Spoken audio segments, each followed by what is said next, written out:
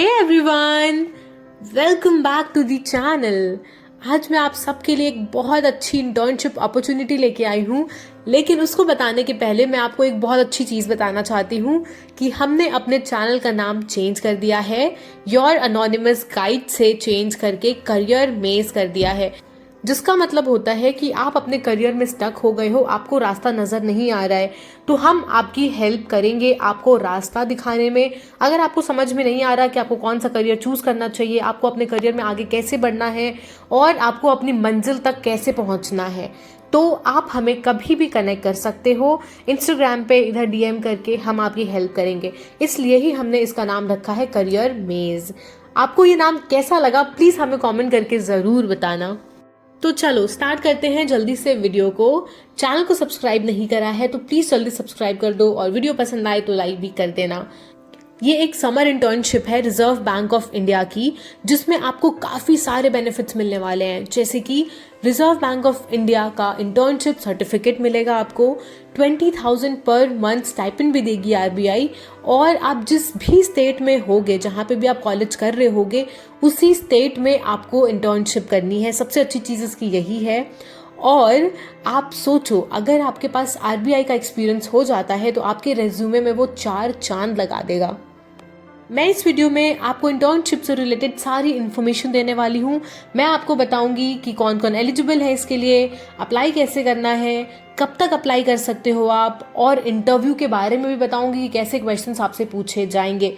तो थोड़ा सा पेशेंस रखना और वीडियो को एंड तक देखना। तो अब बात करते हैं कि अप्लाई कैसे करना है। अप्लाई करने की लिंक मैंने आपको डिस्क्रिप्शन में दे रखी है। आप वहाँ पे जाके जब क्लिक करोगे तो ऑनलाइन एप्लीकेशन फॉर्म आपका खुलेगा। इसमें जाके आपको इंस्टीट्यूट और अपनी पर्सनल डिटेल्स डालनी होगी। कुछ इंपॉर्टेंट इंस्ट्रक्शंस हैं जो मैं आपको बता देती हूँ, वो आप ध्यान रखना। सबसे इंपॉर्टेंट चीज़ कि 15 December is the last date to apply, तो आप उसके पहले कैसे भी अप्लाई कर देना। सेकेंड इंपॉर्टेंट पॉइंट कि इसमें कोई भी एप्लीकेशन फ़ी नहीं है, बिल्कुल फ्री है ये, तो आप इसमें अप्लाई कर सकते हो ईजिली। थर्ड पॉइंट, अगर आपको कहीं पे भी लगता है कि ये पर्टिकुलर कॉलम आपके लिए नहीं है तो आप वहाँ पे एनए भी फिल कर सकते हो। Fourth point, in blank columns में आपको सिर्फ कैरेक्टर्स या फिर नंबर्स ही फिल करने हैं। आप इसमें कोई भी स्पेशल कैरेक्टर फिल नहीं कर सकते हो। स्पेशल कैरेक्टर मतलब कि कोई भी कॉमा या फिर ब्रैकेट या @ कुछ भी ऐसी चीज़ आप नहीं डाल सकते हो। नेक्स्ट पॉइंट है कि आपको अपनी रीसेंट पासपोर्ट साइज फोटोग्राफ डालनी होगी, जिसका साइज 500 KB से ज़्यादा नहीं होना चाहिए। आपको अपना सिग्नेचर डालना होगा, जिसका साइज 120 KB से ज़्यादा नहीं होना चाहिए। और आपको अपना बोनाफाइड सर्टिफिकेट सबमिट करना होगा। बोनाफाइड सर्टिफिकेट होता है, आपको अपने कॉलेज या फिर इंस्टीट्यूट से एक सर्टिफिकेट मिलता है जिसमें वो ये डिक्लेयर करते हैं कि मेरा जो स्टूडेंट है, मतलब आप उस कॉलेज में पढ़ रहे हो और उसका आप पार्ट हो, तो वो सर्टिफिकेट आपको लेके यहाँ पे सबमिट करना होगा। कब से कब तक अप्लाई करना है वो मैं रिपीट कर देती हूँ। 15 अक्टूबर से विंडो ओपन हो चुकी है और 15 दिसंबर लास्ट डेट है। अब देखते हैं कौन कौन से स्टेट्स में इनके कंट्रोल ऑफिसेज हैं और कौन से स्टेट के बच्चे अप्लाई कर सकते हैं।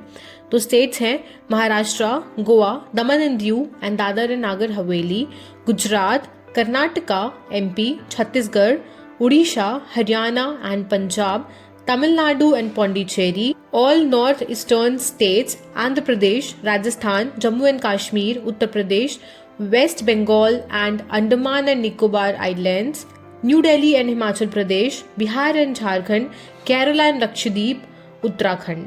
तो ये सारे स्टेट्स एंड यूनियन टेरिटरीज थे। इन्होंने यहाँ पे कुछ इंस्ट्रक्शंस दिए हुए हैं जो आपको फॉलो करने हैं जब आप ऑनलाइन एप्लीकेशन फॉर्म सबमिट करोगे। तो बहुत ध्यान से करना, क्योंकि अगर आपने इनमें से पॉइंट्स मिस किए तो आपका कैंडिडेचर रिजेक्ट कर दिया जाएगा।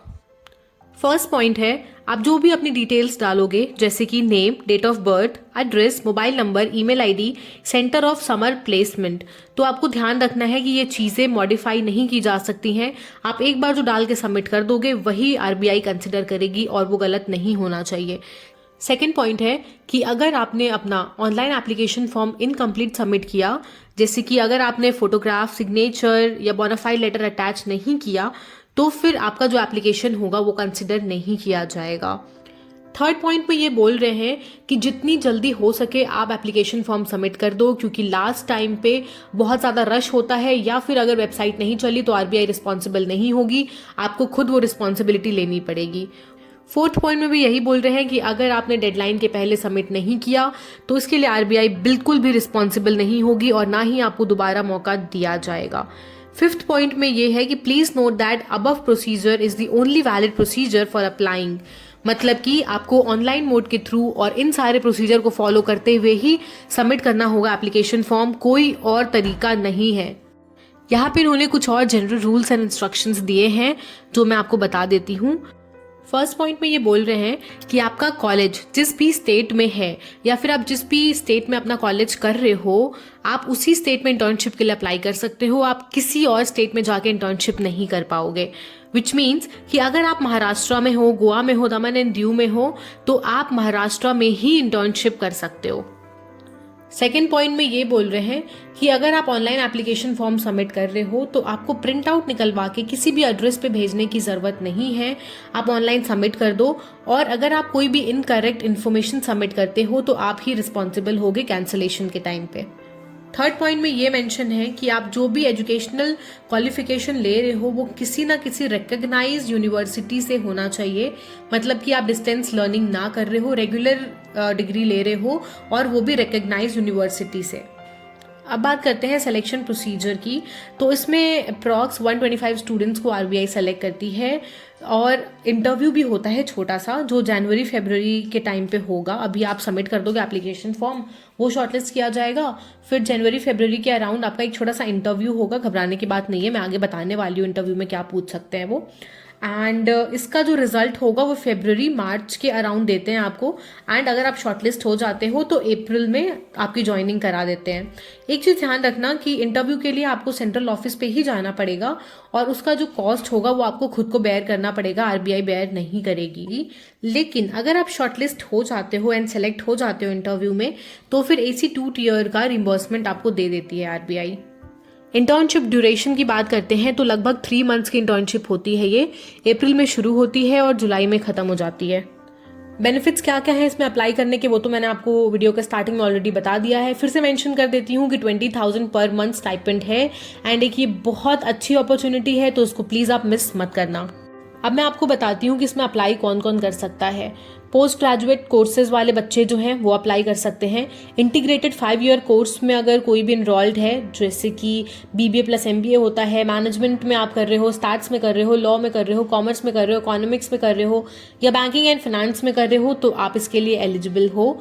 3 year full time professional bachelors degree in law अगर आप कर रहे हो रेप्यूटेड इंस्टीट्यूट से, तो आप अप्लाई कर सकते हो इसके लिए। अब आते हैं वीडियो के सबसे इंपॉर्टेंट पार्ट पे कि आप इंटरव्यू के लिए कैसे प्रिपेयर करोगे। मैं आपको कुछ इंपॉर्टेंट पॉइंटर्स बता रही हूँ जिसके बेसिस पे आप प्रिपेयर कर सकते हो। सबसे पहला पॉइंट होता है अंडरस्टैंड द ऑर्गेनाइजेशन, जो किसी भी इंटरव्यू के लिए बहुत ज़्यादा इंपॉर्टेंट है। आप कभी भी किसी भी कंपनी में जा रहे हो इंटरव्यू देने तो बहुत इंपॉर्टेंट होता है कि आप उस कंपनी के बारे में जानो। तो यहाँ पे आप आरबीआई के फंक्शंस, उनकी पॉलिसीज़, उनके इनिशिएटिव्स, इसके बारे में अच्छे से पढ़ सकते हो। सेकेंड पॉइंट है जॉब डिस्क्रिप्शन के बारे में अच्छे से समझ लो कि उसमें क्या स्किल्स रिक्वायर्ड हैं, क्या क्या आपसे एक्सपेक्ट करता है वो जॉब और आपकी क्या क्वालिफिकेशंस होनी चाहिए, ये सब अच्छे से देख लेना। थर्ड पॉइंट है कि सिंस आरबीआई एक फाइनेंशियल इंस्टीट्यूट है तो ज़रूरी है कि हम थोड़ा सा फाइनेंस और थोड़ा सा इकोनॉमिक्स के बारे में पढ़ लें। बेसिक कॉन्सेप्ट्स एटलीस्ट हमें पता होने चाहिए, जैसे कि इन्फ्लेशन, इंटरेस्ट रेट क्या चल रहा है, मॉनेटरी पॉलिसी क्या है, फिजिकल पॉलिसी क्या है। तो बेसिक जो चीज़ें होती हैं आप उसकी नॉलेज लेके जाएं वहाँ पे, तो अच्छा रहेगा। फोर्थ पॉइंट है प्रॉब्लम सॉल्विंग स्किल से रिलेटेड भी चीज़ें पूछ सकते हैं आपसे, जैसे कि आपको कुछ केस स्टडी दे दिया, उसके बारे में कोई सिनारियो दे दिया और आपको बोला कि आप कैसे हैंडल करते इस सिचुएशन को, तो ऐसी चीज़ें भी पूछ सकते हैं आप। वैसे क्वेश्चंस यूट्यूब पे हैं, आप देख सकते हो। फिफ्थ पॉइंट है आपसे बिहेवियरल क्वेश्चंस भी कर सकते हैं वो, जिसके बेसिस पे आपकी कम्युनिकेशन स्किल, आपका लीडरशिप एबिलिटी, आपका टीम वर्क, ये सारे वो जज करेंगे। तो आई थिंक ना ये सब बेसिक चीज़ें होती हैं। आई मीन हर इंटरव्यू में आपसे इतना तो एक्सपेक्ट करते ही हैं, तो अगर आप इसके लिए प्रिपेयर कर लोगे तो आपको आगे भी बहुत हेल्प मिलेगी। 6 पॉइंट है कि आप थोड़ा सा जो बेसिक इंटरव्यू क्वेश्चंस होते हैं, tell me about yourself और what are your strength areas, what are your weaknesses, ये सारे जो बेसिक क्वेश्चंस हैं इसके बारे में भी आप थोड़ा सा पढ़ लें, थोड़ा सा प्रैक्टिस कर लें। ये सब बहुत ईजिली यूट्यूब पे आपको मिल जाएगा, कुछ वीडियोस आप देख के चले जाओ। और लास्ट पॉइंट जो होता है वो है ड्रेस अप्रोप्रिएटली। आपको थोड़ा सा फॉर्मल्स पहनना होगा, थोड़े से डिसेंट कपड़े आप पहन के जाओ। तो बस ये सारे कुछ पॉइंटर्स थे जिनका आप ध्यान रखोगे और थोड़ा सा प्रिपेयर कर लोगे तो आप क्रैक कर पाओगे। बाकी तो मैंने आपको सारी डिटेल्स बताई दी हैं। स्टिल आपको कोई भी क्वेरी या डाउट होता है तो आप हमें कनेक्ट कर सकते हो, इंस्टाग्राम पे डीएम कर सकते हो या इधर भी कमेंट करके बता सकते हो। वीडियो पसंद आई हो तो प्लीज़ लाइक कर देना, चैनल को सब्सक्राइब कर देना। ऐसी और इंटर्नशिप अपॉर्चुनिटीज़ के बारे में हम आपको यहाँ बताते रहते हैं और भी बहुत सारी चीज़ों के बारे में अपडेट करते रहते हैं हम आपको।